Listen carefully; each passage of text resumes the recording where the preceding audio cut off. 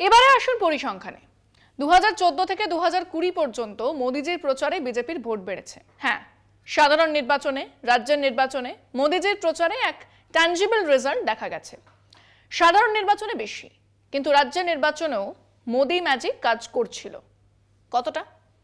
রাজ্যের নির্বাচনে মোদিজি যেসব কেন্দ্রে নিজে প্রচারে গেছেন সেখানে গড়ে বিজেপির ভোট বৃদ্ধির হার 4 থেকে 7%।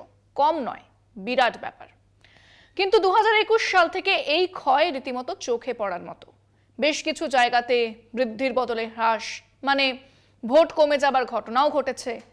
মোদিজি নিজে বেনারস কেন্দ্রে 2019 সালে পেয়েছিলেন 60.62% ভোট। জয়ের ব্যবধান ছিল 4,79,505 ভোট। আসুন 2024-এর ফলাফলটা দেখা যাক।